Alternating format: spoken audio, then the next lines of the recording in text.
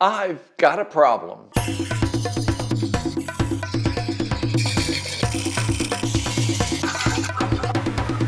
Hi, I'm Kent and welcome to Turn a Wood Bowl. I've got a problem.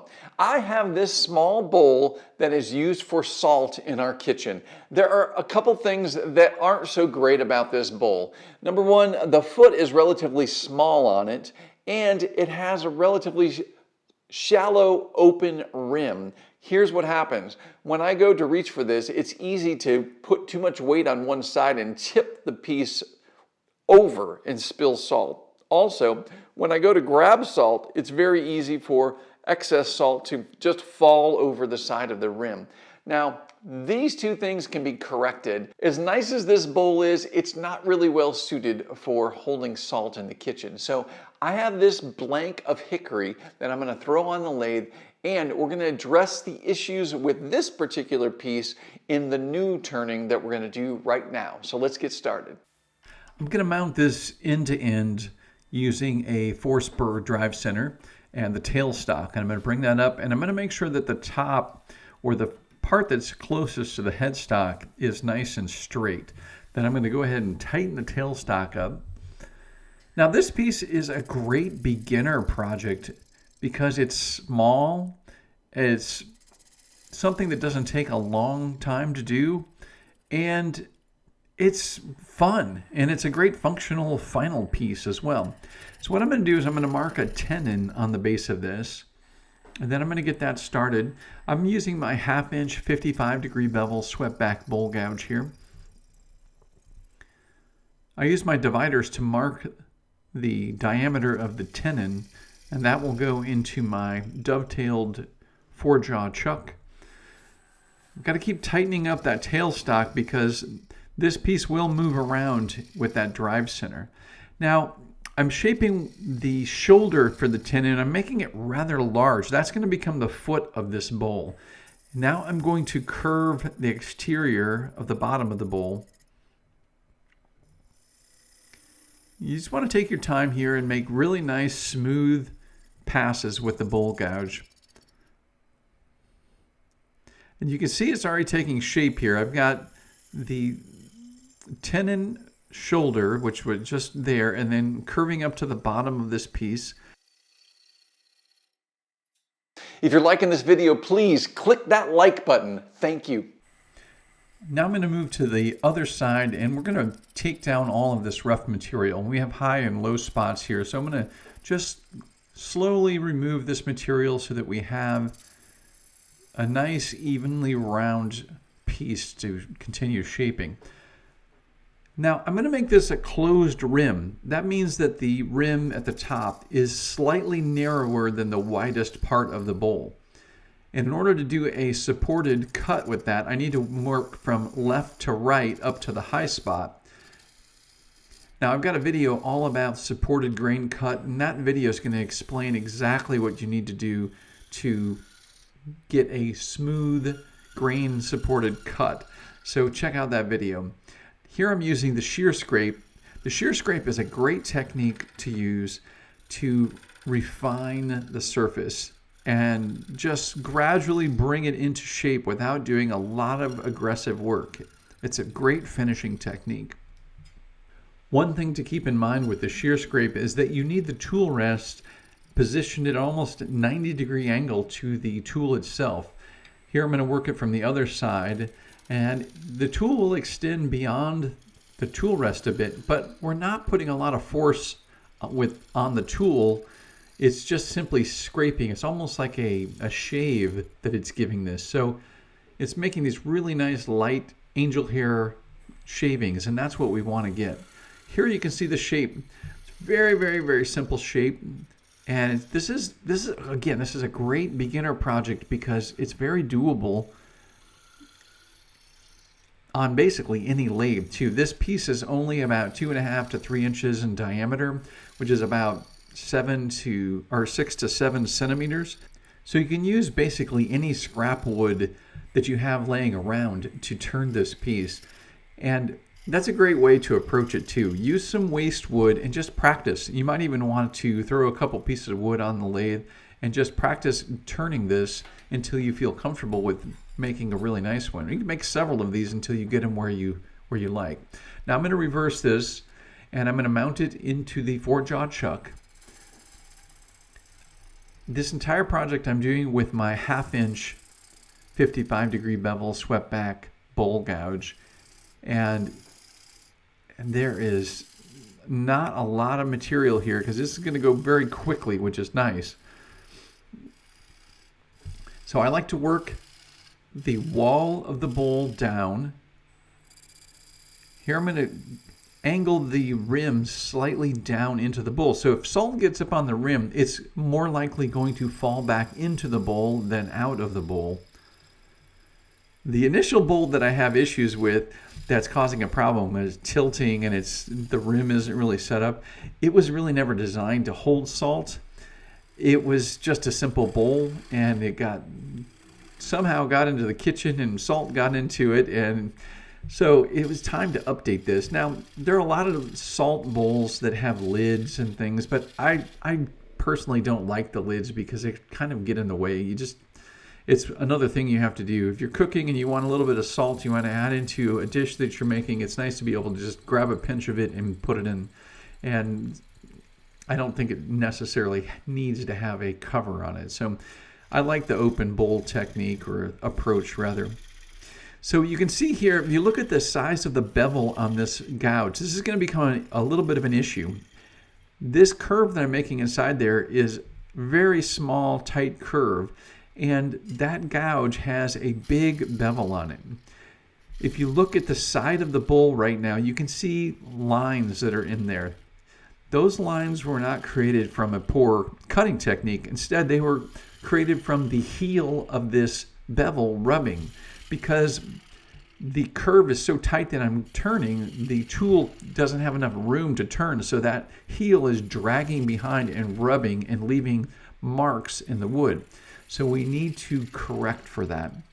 We've actually got almost all of the material removed already, except this last pass. I really want to make it a nice clean pass, and I want to remove all of those tool marks. So you can see them up on the inside of that wall. There's ribs that are in there. So I'm going to go over to the sharpening station. I'm going to show you guys a really cool trick. So first of all, I'm going to sharpen the bevel edge just like normal.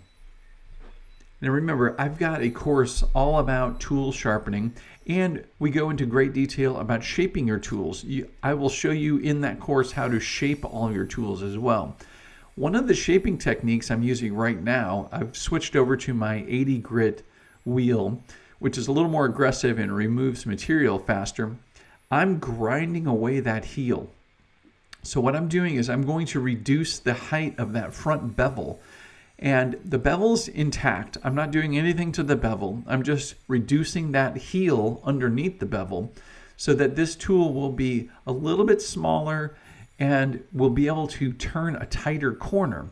So it's going to be able to turn that tight corner inside the bowl without the heel rubbing. You can see here I'm just basically making an upside down letter U on the grinding wheel, and this is removing that heel material. It'll take a little while, but you can see how much thinner it is now compared to how it was when we started.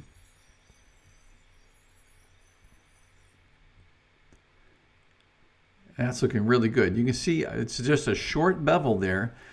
And you can see those grooves that the heel rubbing was causing before. So I'm going to start out with a very open position, which is quite aggressive. And I'm just simply going to rotate around. Because that bevel is so much shorter, the tool can make that rotation. Now I'm going to go really slow here, and I'm not going to push through that. If I push that off of there, I would rip out grains, and I would have a torn section in the middle of the bowl. So instead, I'm just going to go really slow and just take that off in layers. And guess what? That's it. I've got a nice clean cut, and all of those little marks were removed because that tool was basically designed for that tight corner right there. Now I'm going to sand this up and get it ready for some finish. This is hickory, by the way. You could do this project with any piece of wood you have. And if you're just starting off, this has a great potential for a weekend project that you can play with. You can try this. Don't expect, if you're just starting, don't expect this to turn out great right away. Instead, get several pieces of wood, actually get some scrap wood, and just practice. Do one and just practice the different moves, and then kind of study and analyze what you've done and see how you can improve the next one. Put another piece of wood on the lathe and try another one. I think you'll be surprised how fast you can make a piece that's really nice. It's a simple, small bowl, but it's very functional, and you can use it on a day-to-day basis. That's what's so great about this. Now, I'm going to reverse this in the chuck. I'm going to use a jam chuck. This is a piece of scrap wood that's been shaped, and I can mount this into the four-jaw chuck. I'm going to see if there's a turning true. It's got a little bit of a wobble in it, so what I'm going to do is I'm just going to reshape the nose of this. And I want a relatively flat face on this so that it's gripping the inside bottom of this and not pushing on just the center portion of the bowl. Oops, I got a little kickback there. You see I have like a ring there with a hollow or lower spot in the middle. That means that there's going to be more area of this jam chuck that's going to be gripping the inside of the bowl. And then I'm going to bring the tailstock up and bring it right into the little pinhole that was created initially with the tailstock. I'm going to tighten that up, and then I'm going to essentially remove that tenon, and I'm going to shape the shoulder as the foot of the bowl. This gives me a nice wide base so that it should make it very difficult for this bowl to tip over. That's the whole point. So we have the closed rim at the top, which is going to make it easier for the salt to stay in the bowl and less likely for it to simply fall out when it comes up to the edge of the bowl. And then we have this nice wide base on the bottom that makes this much more stable on the counter and less likely of tipping over. Now, if you're not comfortable making this cut right here, you can simply stop and cut that little nub off and then sand it away. I like to use my spindle detail gouge here and bring it down and get this nub as small as possible and then basically sever it from the base. Still need to do a little bit of sanding. Just taking my time here. I'm going to make that nub just a little bit narrower.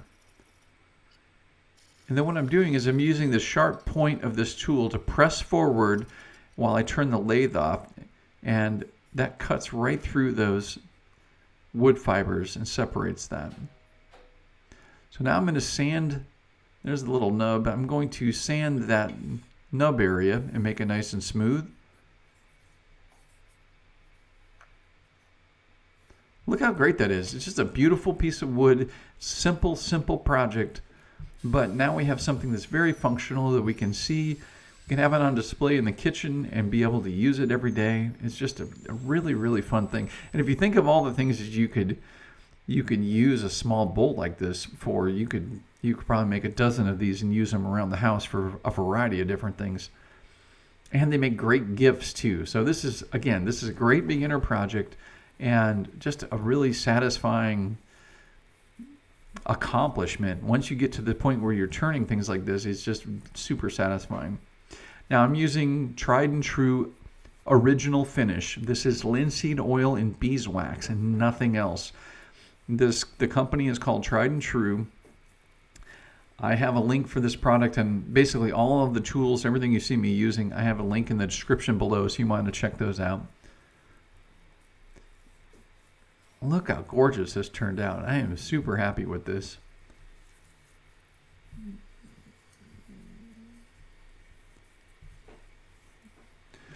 So I'm going to apply just a very thin coat to this, and then I'm going to wipe off all the excess in an hour, and this is the final piece. Look at that beautiful texture. The tool marks were removed because we did that little technique with the heel grinding. It's a simple little technique or trick that you can use to make your bowl gouge a little more efficient for tight curves like that. But look at this final piece. Very satisfying.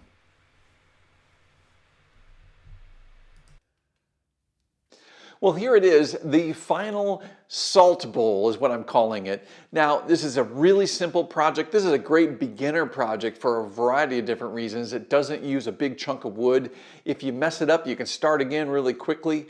It doesn't take long to do, and it's really functional and you can use it right away. So I am really happy with this. I think it solved the issues I was having with the previous bowl. This has a nice wide foot on it so it won't tilt as much, and the rim is closed. I know that looks really subtle, but believe it or not, when you're pulling something across that, it simply stops at that rim, and it won't come out as easily as it did with the other bowl. So now it's time to go try this out and see how well it works.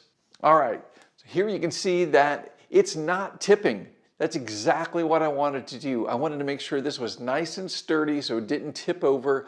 If you bump it or if you press on one side, it's not going to flip over. Also, when I grab a little bit of salt out of this and I drag it across here, that side closed rim is stopping it from falling over the side. The other bowl was not doing that. This is a great beginner project. Put this on the lathe and learn how to make these cuts. Learn how to do the slightly closed rimmed and the nice wide base on here. And I highly recommend doing this with scrap wood. Now, what do I mean by scrap wood? Well, this project is small enough that you can use a small square chunk of 2x4. And 2x4 is a great material to practice with. Why? Because it is really difficult to turn.